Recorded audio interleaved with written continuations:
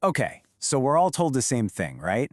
Procrastination is bad. It's the enemy of getting things done. But what if that's wrong? I mean, what if on a deep, physical level, the level of the universe itself, putting things off was actually a source of power? That's what we're digging into today. It's this wild idea called the beacon engine, and it basically flips everything we know on its head. It says the key to survival isn't about being fast, it's about being patient. So just let that sink in for a second. What if just waiting could literally create energy? What if choosing when you do something could totally change the energy math? I'm not just talking about saving a little effort. I'm talking about generating real, usable work. Now, I know it sounds completely impossible, like it's got to violate some law of physics, right? Well, it turns out the secret isn't in breaking the laws, but in finding a loophole in a kind of universal tax that every single thing has to pay. And that's the tax right here. It's called Landauer's principle. And you can think of it as the universe's invoice for every single thought, every computation, every time your phone deletes a photo or your brain forgets a name, anytime information is erased, a tiny but unavoidable price has to be paid. A little puff of heat gets released into the world. You can't avoid it. It's a fundamental cost of doing business in this universe. All right, so let's take a closer look at this hidden cost. Because, once you understand the rules of any tax system, you can start looking for the loopholes. Maybe find a way to pay less, or just maybe get a little something back. Okay, don't let the equation scare you. Most of it is just constants. The only thing you need to pay attention to is that big letter T. That T is everything. It stands for temperature. See the cost of forgetting, that energy tax? It's directly tied to how hot the surroundings are. So if you erase a bit of data in a warm room, you pay a big energy tax. But if you do the exact same thing in a really cold place, you pay way, way less. And that one little detail, that connection to temperature, well, that's our loophole. And this is where we get to the core idea of the beacon engine. This is the big what if. If the price tag for forgetting changes with the thermostat, what if you could decide when to pay the bill? What if you could just, procrastinate? This comparison lays it all out. On the left, that's business as usual. That's your standard computer. It gets info, uses it, and then, boom, immediately erases it to make room for the next thing. It pays that energy tax right away, on the spot, in its hot, busy environment. But look at the beacon engine on the right. It does something sneaky. It adds one simple step: store. It uses the info, but instead of cleaning up right away, it says, nah, I'll deal with this later. It sticks the data in memory and just waits for the perfect, colder moment to take out the trash. And here's the kicker. This isn't just about being more efficient. It's not just about saving energy. That difference, the gap between the high price you should have paid and the low price you actually paid, it doesn't just vanish. It comes back to you as a surplus, as real, usable work that you can harness. By just being smart about your timing, you've literally turned procrastination into pure energy. It's a thermodynamic refund. I mean, listen to how the researchers put it. This is brilliant. They say it reframes the second law as a guideline for the timing of irreversible acts. In other words, they're not breaking the laws of physics. Not at all. They're just treating the second law of thermodynamics less like a brick wall and more like a really complicated tax code. And they found a loophole. The law doesn't say you can't do this. It just says, if you do this, here's the cost. The beacon engine is all about choosing when to pay that cost to get the best possible deal. Okay, the theory is pretty wild. Procrastinate to create energy. Sounds great on paper, but can you actually build one? Can you do it in the real world? Well, the scientists have a plan for exactly that. Let's walk through how they'd actually build one of these things. So here's the recipe. Step 1. You take a tiny little bead and you trap it in a laser beam. Because it's at room temperature, it's just kind of jiggling around randomly. Step 2. You watch it. You measure those jiggles with incredible precision, gathering all that data. Step 3. You use that information to give the bead a perfectly timed nudge with the laser, extracting a little bit of work from its random motion. Now here's the magic step, the procrastination part. Instead of immediately deleting the data from that measurement, you save it. You put it on a hard drive. You don't pay the erasure tax just yet. And then finally, you take that hard drive, walk it over to a super cold cryogenic freezer, and erase all that data there, where the tax is practically zero. So, does it work? Well, according to the simulations, oh yeah, it works. They're predicting a net gain of anywhere from 5 to 10% more work. And that's not just a rounding error. That is a real, measurable energy surplus you get, for free, just by being patient with your cleanup. Now look, a 10% boost might not sound like a lot, But in the world of thermodynamics, that's huge. But honestly, the real story here goes way beyond a single lab experiment. If this idea actually holds up, it changes, well, it changes everything about how we think about information and energy. What this really means is that information itself becomes a type of fuel. I'm serious. Knowledge, data, what physicists call correlation, it's not just an abstract idea anymore. It's a physical resource you can tap into, just like wind or solar power. You learn about the world, and then you can literally burn that old knowledge for energy, as long as you do it in a cold place. And the places this could go are just staggering. Think about it. We could have ultra-efficient computers that barely get hot. You could have AI or sensors that are self-powering. They literally run on the data they collect. This might even change how we understand biology. Maybe life itself is just a system that got really, really good at this procrastination trick. And then, taking it to the absolute limit, this could be the master plan for how a civilization survives for eons. And that's where we're going next, to the biggest possible picture. Let's zoom out from the lab, past our planet, and look at the deep future of the entire cosmos. The scientists came up with this amazing term for it, local meaning surplus. It sounds complicated, but it's basically the fundamental rule for survival. For anything to exist, a person, a species, a whole civilization, it has to create useful information about its world faster than it pays the energy bill to manage all that information.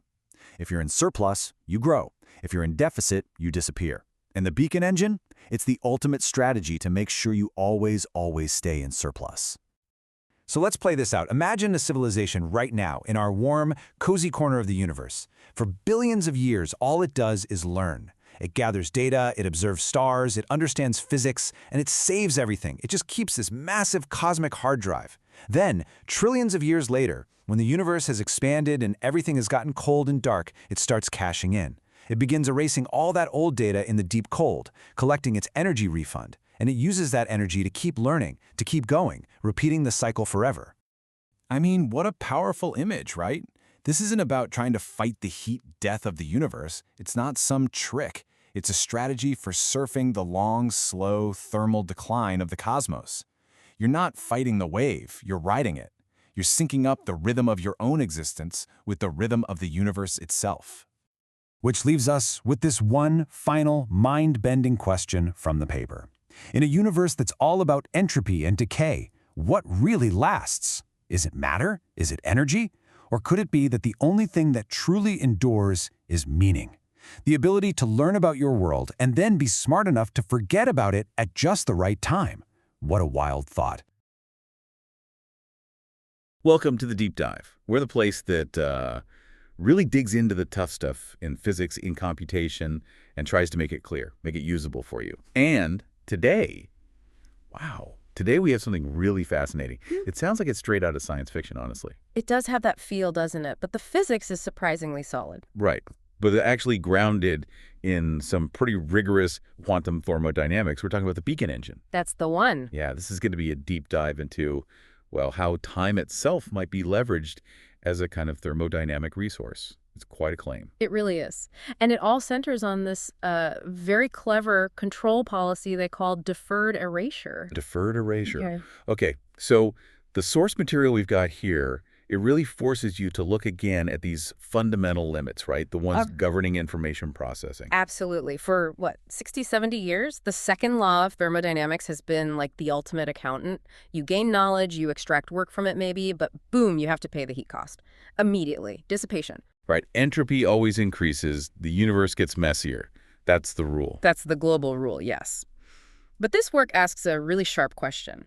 What if the constraint isn't about whether you pay that entropic debt, but when and where you pay it? Okay, so you could leverage maybe temperature differences across time. Exactly that. What if you pay the bill later, when things have cooled down? Could that give you an edge? Okay, so let's unpack this. We need to understand the problem before we can really appreciate the solution. What's the established link between information and energy? Why is it such a tight constraint normally? Well, the story really kicks off way back in 1929. Leo Szilard, brilliant guy. Szilard's engine, right? The one with the single molecule? That's the one. He imagined this incredibly simple setup. A box, a partition, one single gas molecule bouncing around. If you somehow knew which side of the partition the molecule was on. Just one bit of information. Yeah. Left or right. Just one bit. Skylar realized that knowledge, that reduction in uncertainty, wasn't just abstract. It could be used to extract mechanical work. You could, like, put a piston in the right place and let the molecule push it. So information becomes a fuel. In a very real physical sense, yes. It showed that knowledge has thermodynamic consequences. It's not just in our heads. It's tied to energy and work. But hang on, that sounds dangerously close to a perpetual motion machine. If information is free fuel, why aren't we all running our cars on, I don't know, knowing things? The second law must come in somewhere. Yes, the catch. It took a while longer to figure out the precise cost. That came much later, 1961, with Rolf Landauer at IBM. Landauer's principle, this is fundamental, isn't it? Absolutely bedrock. Landauer nailed it down. He showed the cost isn't really in acquiring the information or even using it. The unavoidable thermodynamic cost comes from the irreversible act of erasure. Erasure, meaning forgetting, resetting the memory. Exactly. To make the Skylar engine run cyclically, after you've used the information, molecules on the left, you have to reset your knowledge. You have to forget which side it was on, be ready for the next cycle. That act of wiping the slate clean, forcing the memory bit back to a default unknown state, that has a minimum energy cost. And that's the famous Landauer limit. What does that cost? It's beautifully simple, actually. It's kBt by ln22 per bit erased. Where kB is Boltzmann's constant, 22 comes from the binary choice, and $2 is the absolute temperature of the environment, the thermal bath, where that erasure physically happens. Okay, so the cost depends directly on how hot the surroundings are when you perform the reset. Precisely, and that's been the bottleneck. For decades, everyone assumed that any practical device, any real-world Maxwell's demon trying to use information, well, it would acquire the info, use it, and then have to erase the memory right there in the same environment at the same temperature. So acquisition and payment happen in the same place at the same time, or at least very close together at time. Right. You get your work out, maybe kilobit, TLN22 in the ideal case from your 1 bit, but then you immediately have to spend kilobit TLN22 to erase that bit and be ready for the next cycle. The net gain seems limited. The efficiency is fundamentally capped by that local temperature, $2. You can't get more out than the cost you have to pay right back. It's like taking a loan and immediately paying it back with interest drawn from the loan itself. That's a decent analogy, yeah. It constrains things. All the experimental realizations, like these tiny colloidal beat engines, they all operate under this assumption of, let's call it, synchronous erasure. Okay, so now finally we get to the core idea of the beacon engine, deferred erasure. They're saying, don't pay immediately. Exactly. They aren't fighting Landauer's principle. The cost kilobit TLN22 is real. You must pay it eventually to complete the cycle, but they're challenging the timing. The temporal decoupling. That's the phrase. The policy is postpone the irreversible erasure step. The logic is simple thermodynamics. If the cost is proportional to dollars, what if you could perform the erasure later when you have access to an environment where $2 is much, much lower? So the engine is working, doing its measurements, maybe at room temperature, let's say it detects work. It extracts work based on the information it gains. But instead of erasing the memory bits right away, it stores them, reversibly, ideally. So minimal energy cost just to hold on to the information. Think of it like building up a backlog of bits to be erased. like informational IOUs. Perfect. You accumulate these IOUs. Then at some later time, you take this backlog of stored bits and you erase them, but you do it using a different thermal reservoir, one that's much colder, at temperature, maybe a cryogenic setup in the lab, or theoretically even tapping into the cold background of space in the distant future. Both are possibilities the framework allows for. The point is, $2 is significantly less than TechX work. Okay, I think I see where this is going. You're paying the Landauer cost, but at a much lower rate. Precisely. The cost per bit is now TGBT22. Since T-text work, the cost you eventually pay is less than the value the information had back when you acquired it at T-text. Which means there's a net energy surplus per bit. You got it. The surplus is delta E text work OKBT T text work ET2. This is real energy, a real thermodynamic advantage gained purely by manipulating the timing of the dissipation. It's converting a temperature difference across time into usable work. Okay, that's the core equation, isn't it? That delta E text surplus, it feels profound. It is. It suggests time itself, or rather predictable temperature changes over time, becomes a thermodynamic resource you can exploit. So our mission now is to dig into the formal theory. How does this postponement actually translate into a working engine model? How do they quantify this? Right. Let's get into section 2, the deferred erasure framework. We need to see how this translates into power and efficiency. Where does the initial work come from again? Before we even worry about erasure costs. It comes from correlation, from the engine learning about the system it's interacting with. In information thermodynamics, the key quantity is mutual information. Mutual information, IIN. That pops up a lot. What is it, intuitively? Think of $6 as the state of the system you're trying to control, like the position of that bead in the Szilard engine. And $V is the state of your controller's memory, what the controller knows about $6. Mutual information, XY, measures how much knowing dollar reduces your uncertainty about 6Y. So higher MY means the controller has a better predictive model, or better measurements. Exactly. It quantifies the strength of the correlation between the controller and the system. And the crucial link established by researchers like Sagawa and Ueda is that the maximum average work you can extract in these feedback-controlled systems is directly proportional to this mutual information. Okay, so the framework they use is this Sagawa-Ueda formalism. Why that specific one? Because it's designed precisely for these kinds of non-equilibrium systems where information plays an active role, it rigorously connects the change in mutual information to the potential for work extraction. It's the standard modern tool for this. So information is the fuel, mutual information is the fuel gauge. A very good way to put it. Now, think about power. The rate of doing work. The instantaneous informational power input, let's call it TD-tech dessen, is given by Kilby T-text work. Okay, TD-T, that's the energy scale set by the working environment. What's the rate of change? That's the rate of change of mutual information. It's how fast the controller is learning, how quickly it's building that correlation with the system. The faster you learn, positive the other, the more power is theoretically available to you from the information flow, scaled by the working temperature T-text work. That makes sense. Faster learning, more potential power. Now, what about the costs in this standard picture before we defer anything? Right. The standard model has costs that eat into this potential power. There are generally two main ones considered. First, there's cost of running the controller itself, the logic gates flipping. Exactly. Irreversible dissipation just from processing the information, running the feedback algorithm.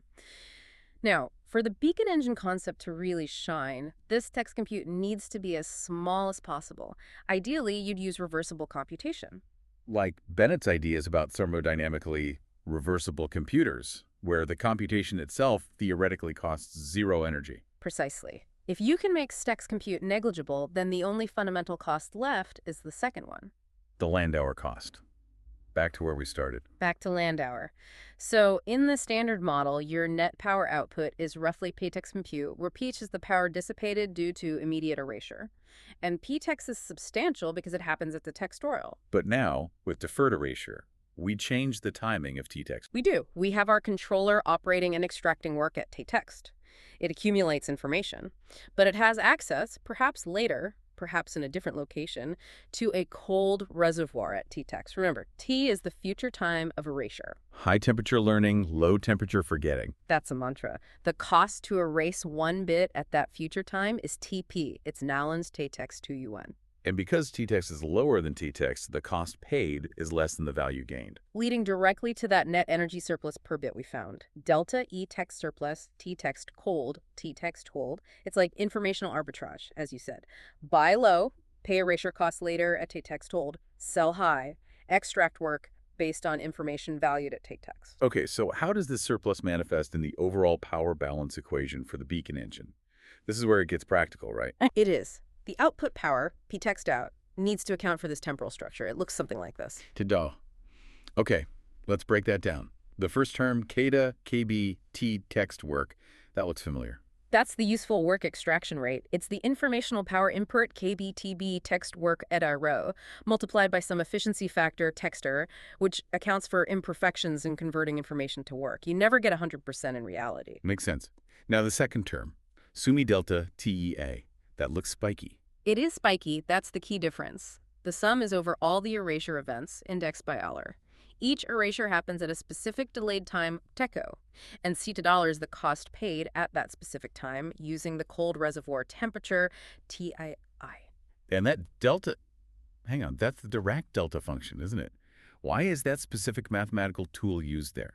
Great question. It's absolutely crucial. The Dirac delta function is 0 everywhere except at tight to high, where it's infinitely high but integrates to 1. It mathematically represents an event that happens instantaneously at a specific point in time. So it captures the fact that erasure isn't a continuous drain, but happens in bursts at those scheduled future times. Precisely. The heat isn't continuously leaking out alongside the work extraction. Instead, you get your continuous work output the first term, and then bam, at time $T2, you pay a lump sum, cost tight to I, T2 then bam, at $2, you pay T2, and so on.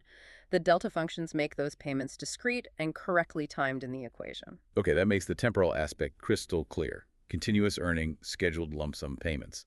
For this engine to be genuinely useful, to persist, what's the condition? It needs to be running at a profit, thermodynamically speaking. Yes, it needs to maintain what the paper calls sustained local negentropy. Basically, it needs to be actively reducing its own internal disorder or maintaining its organization faster than the cost catches up with it locally. And how is that expressed? There's a key inequality, right? There is. It's the condition that defines the success of the beacon engine. Frac DI text local $G $. Let's unpack the meaning of that inequality.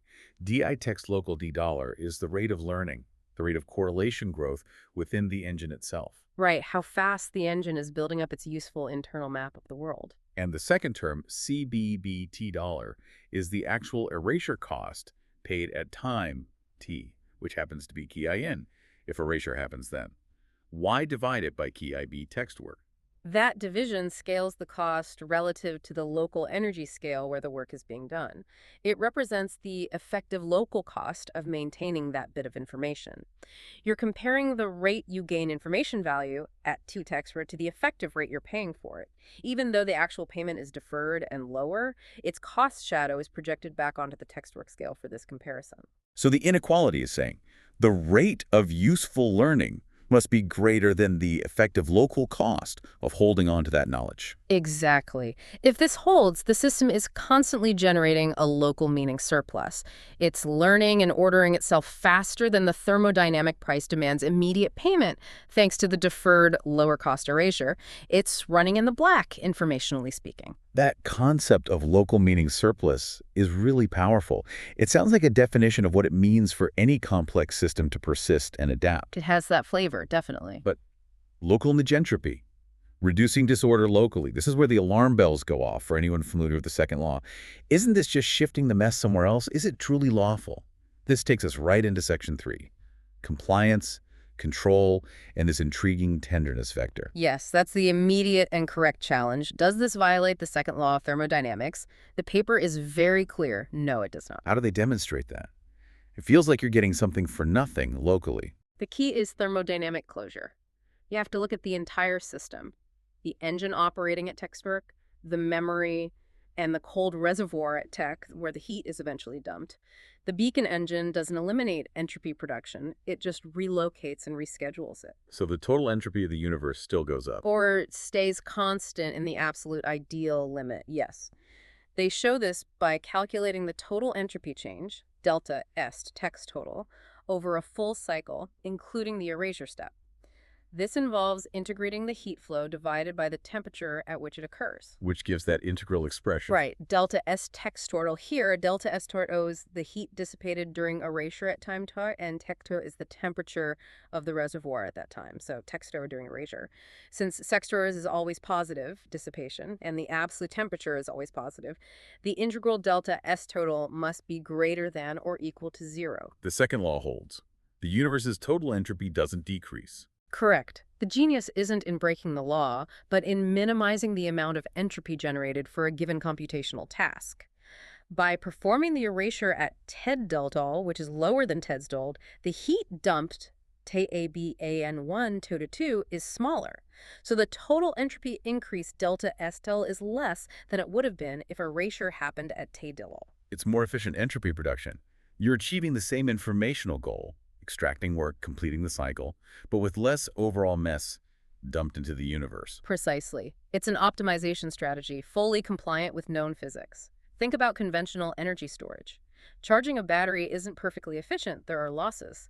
Discharging it isn't perfect either. But we use storage to manage when we draw power, optimizing for grid load or availability. This is analogous, but for information and entropy. So it reframes the second law. Not as just a stern prohibition, but almost as a set of guidelines for smart accounting. Timing matters. That's a great way to put it. It becomes a guideline for the intelligent timing of the irreversible steps that are fundamentally unavoidable in any information processing cycle. And the long-term implications of this compliance are pretty mind-bending, looking at the universe's future. They really are. The universe is cooling. As time goes on, the background temperature T approaches 0 Kelvin. In this framework, as T-tex approaches 0, the cost of erasure kB/T also approaches 0. Meaning the efficiency of the beacon engine? It approaches unity. It approaches the perfectly reversible limit, where you get all the theoretically available work, kB/T2, with 0 dissipation cost. And it does so without ever violating the second law globally. The colder the future universe gets, the more efficient this strategy becomes. The same computation fueled by the cooling cosmos itself. Wow. Okay, but achieving this requires more than just having a cold sink available. The engine can't just randomly measure and store things. It needs a sophisticated control policy, right? Absolutely essential. You need to be smart about what information you acquire and store and how you interact with the system. This leads to this concept they introduce, the Tenderness Vector. The Tenderness Vector. It's such an evocative name. What does it represent? It represents the optimal control strategy. The controller faces a trade-off. It wants to maximize the rate of learning, because that's the source of potential work, but it also wants to minimize the overall dissipation, CAC-TT10XD, which includes not just the eventual erasure cost, but any immediate computational costs or inefficiencies. So it's balancing like intellectual ambition with thermodynamic frugality. That's it, exactly. The tenderness vector, usually denoted math BFT, is formally defined as the gradient of the ratio of these two things with respect to the parameters of the control policy. So math BFT TTSD. Okay, the gradient of learning rate, dissipation rate.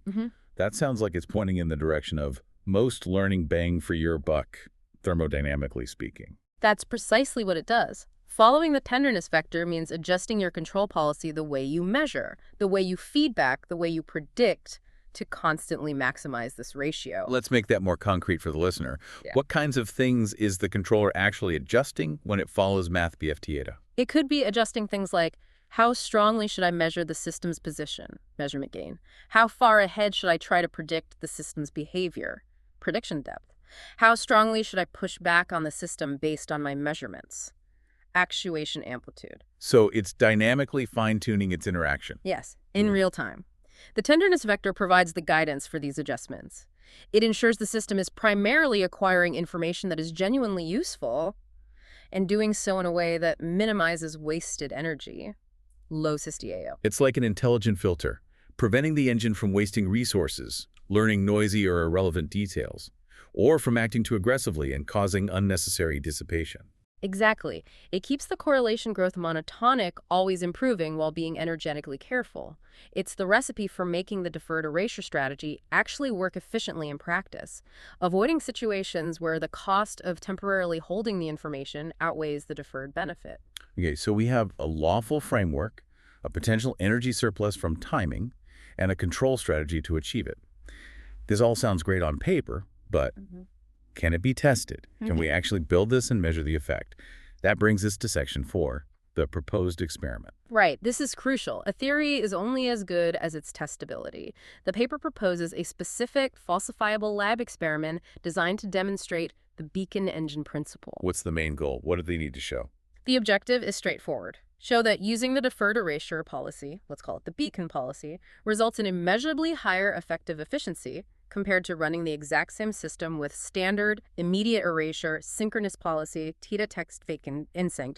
The gain must come purely from the timing difference. And they propose using a system that's already well understood in these kinds of experiments. Yes, they suggest adapting the colloidal bead Skylar engine. It's become a workhorse for experimental stochastic thermodynamics. Because it's small enough that thermal noise is significant, and you can actually track the information and energy flows. Precisely. You can really see the thermodynamics of information in action at that scale. So paint a picture of the setup for us. What are the components? Okay, imagine a tiny glass bead, maybe a micron across, suspended in water at room temperature. That's your Tate source, say around 300 Kelvin. And it's jiggling around due to Brownian motion? Constantly jiggling. It's held roughly in place by an optical trap, like laser tweezers, but the thermal fluctuations mean its position is always uncertain. You then use a very precise measurement system, maybe a photodiode array, to detect its position very accurately, down to nanometers. That measurement gives you the information, the $6. Yes. That information goes to the controller, which is the dollar. Now, the controller needs to be special. Because of the reversible computation requirement? And the storage. Exactly. It would likely be a low-power FPGA, or maybe even a custom-designed chip using cryogenic CMOS logic, something capable of performing the feedback calculations and storing the bit history with minimal internal dissipation. See text compute. Okay, so far that sounds like a sophisticated version of existing experiments. What's the key difference for the beacon engine test? The key difference is the second thermal environment. They propose adding an auxiliary cryogenic stage. The cold sink for erasure. Yes. This would be physically separate, maybe a small chamber cooled by liquid nitrogen around 77 K, or even liquid helium down to 4 K. This provides the text cold reservoir, and critically, this cold stage is used only for the erasure part of the cycle. So you have the beat experiment running at room temp, feeding data to the controller, which might also be near room temp or slightly cooled, but then the final delete operation happens in this separate deep freeze. That physical separation and temporal delay is the whole point of the experiment. Let's walk through the protocol. How does the beacon run differ step by step from the standard synchronous run? Okay, both runs start the same. Measurement feedback cycle. The controller measures the bead's position, calculates how to adjust the optical trap to extract work, e.g. lowering the barrier potential when the bead is on one side, and applies that feedback. Work is done on the trap, extracted by the controller. Standard Szilard engine operation. What happens next in the standard run? In the standard synchronous run, after extracting work based on that bit of information, the controller immediately erases the bit, resets its memory, and the kilobit t-text work indoor 2.2 of heat is dissipated right there into the surrounding water bath at t-text work. Cycle complete. Now, the beacon protocol. In the beacon run, after the measurement feedback step, you don't erase immediately. Instead, you enter the correlation accumulation phase. Building up the IOUs. Exactly. The controller stores the bit history for many, many cycles, let's say NOR-DOS cycles, where NOR could be millions or even billions. It keeps performing the work extraction cycle after cycle, accumulating work, but deferring all the erasure costs. Its reversible memory just keeps filling up. Okay, so it runs up this huge informational debt. Then what? Then comes the crucial step, deferred erasure. After NOR cycles, the entire block of no-dollar stored bits is logically targeted for erasure. This erasure process is physically coupled only to the cryogenic stage. So the heat, $NOR times KB T-text cold, is dumped into the liquid nitrogen bath, not the water around the bead. Precisely. The total heat dissipated is much lower because T-text By slice, and the comparison is vital. You run the synchronous version under the exact same physical conditions, same bead, same trap, same text at work, to get a baseline efficiency. Yes, that's the control. Any difference in overall efficiency must then be due to the deferred erasure at t-text. How do they measure that efficiency? What's the specific metric, t-text bead? They need to measure three key things over the NOR cycles. The total work extracted, $, the total mutual information accumulated, delta I, which should be roughly no live LM2 in the ideal case, and crucially, the total energy cost of erasure, which is, I'm going to see textrunum versus to samsani textrun. Okay. The effective efficiency is then defined as the net useful energy output divided by the maximum theoretical energy available from the information. So teletext beacon C sum D delta sum swerve. Notice the erasure cost is subtracted from the work output, and the denominator uses TET-text swerve because that's the temperature defining the information's initial value. And the prediction is that TET-text beacon using text work will be measurably greater than TET-text work, which implicitly uses text work for its erasure cost. That's the hypothesis to be tested. TET-text, but critically, both must still be less than 1. We're optimizing within the laws of physics, not breaking them. Has anyone simulated this? What kind of improvement are they actually expecting? Is it tiny or something significant? This is where it gets really exciting. The simulations reported in the sources suggest a tangible, measurable effect. For a pretty achievable temperature difference, like room temp to text work approx $300 K and liquid nitrogen temp to approx 777 K, so a difference over 200 K, and storing a large number of bits, say 108 or 199 bits before erasure, the simulations predict the beacon policy could yield a network increase, or an effective efficiency improvement, of around 5 to 10% compared to the standard synchronous protocol. 5 to 10%. That's not just some theoretical curiosity. That's a significant gain achieved just by smarter timing. It's substantial. And it would be direct experimental proof that scheduling dissipation using time and temperature differences is a real thermodynamic resource. And presumably that percentage scales, if you could get even colder or store more information. Yes, the theory predicts the improvement scales with the amount of information processed and, very importantly, with the temperature ratio tiled off. The bigger the gap between the hot working phase and the cold erasure phase, the larger the thermodynamic dividend. Wow. Okay, experimental verification of that 5–10% would be huge. It shifts the whole perspective. Which brings us nicely to Section V, the cosmological and conceptual significance. What does this mean for the big picture?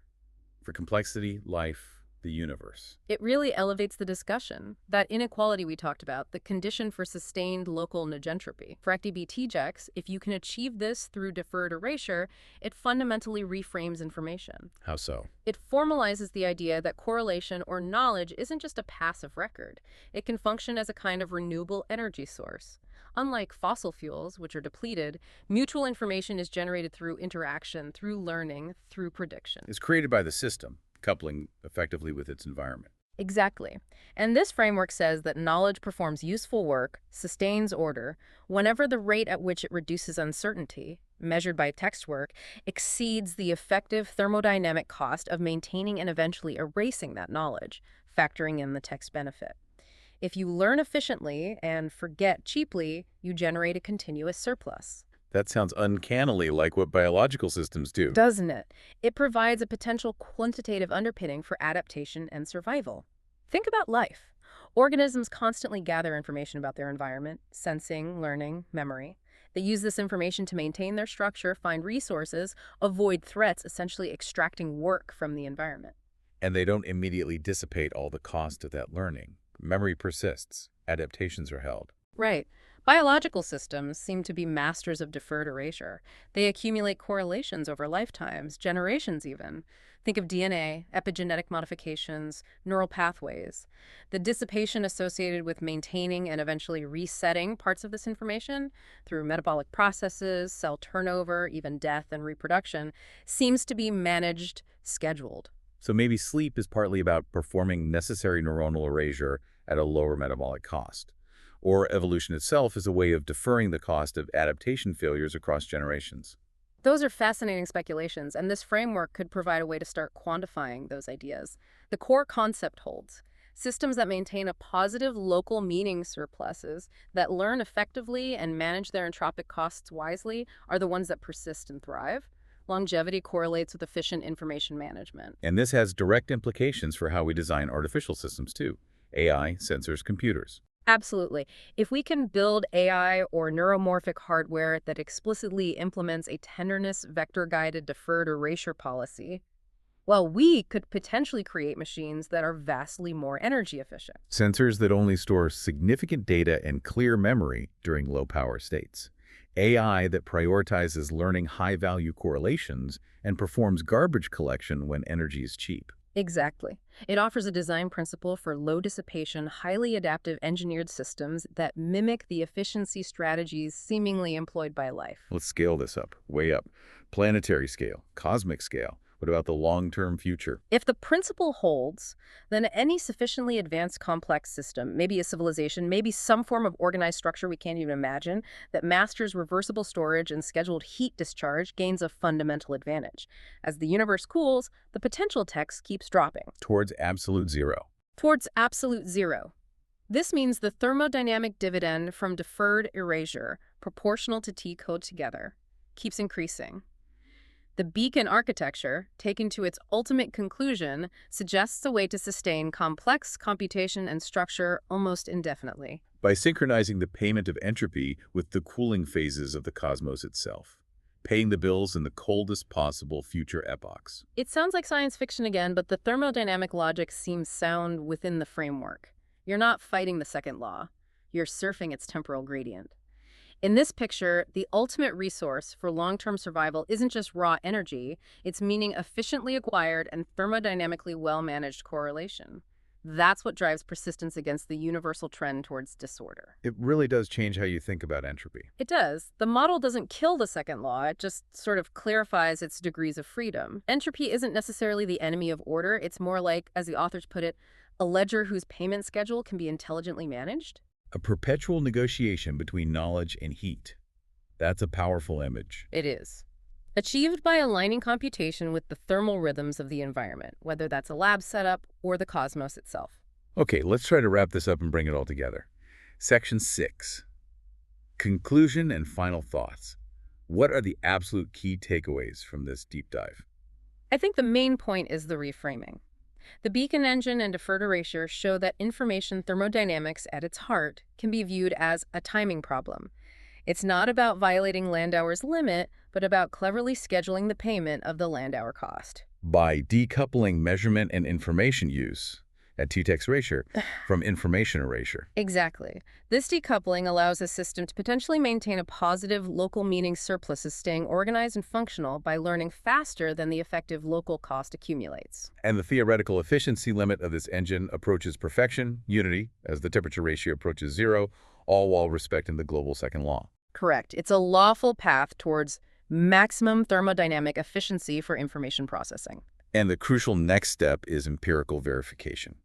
Seeing that predicted 5–10% work surplus in the lab would be massive. It would elevate the temporal control of information dissipation from a neat theoretical idea to a confirmed, harnessable thermodynamic resource.